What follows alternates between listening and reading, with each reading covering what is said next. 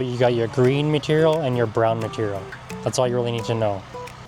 Yeah, so just let them know, like if you got too much of one thing on top, then it's just gonna be like too much green material. It'll become too slimy, which is not gonna turn into soil properly. So yeah, so basically like,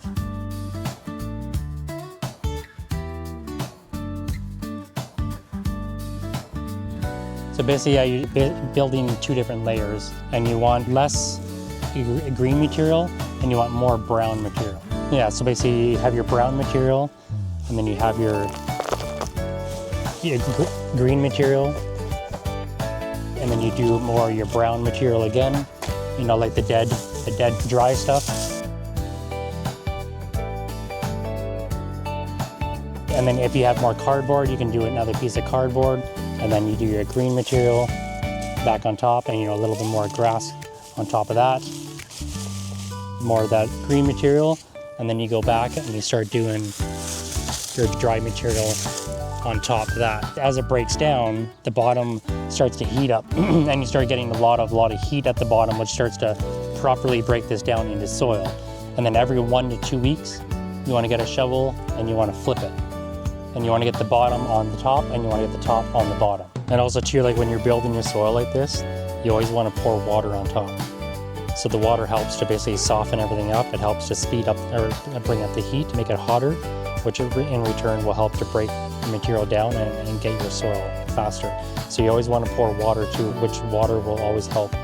And also too, like if you have a tarp or plastic, you know, when you water everything and then you put a piece of plastic over top, again, it stops the heat from drying it out, and it also keeps the heat inside, so that way it doesn't dry out, it keeps it moist, and then again, it helps to break it down faster. So covering it with some kind of plastic or something will stop it from the top layer drying out too much. And then also too, like this is a good example for like two different piles too.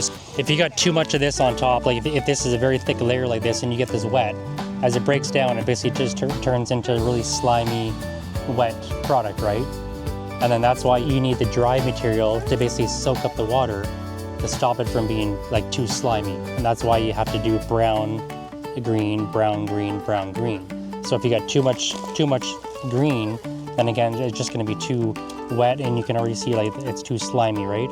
And that's why you do a thin layer of your green and a bigger layer of brown, which helps to control the moisture.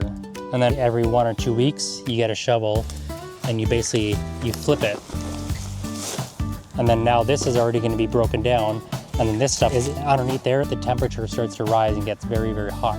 And the temperature breaks all this down, turns that into soil, and then another 2 weeks, you flip it back over again. And you told about not flipping the soil. So basically, yeah, like, you know, every time, you know, you flip your soil like that, it kills the life underneath, and now that soil is dead.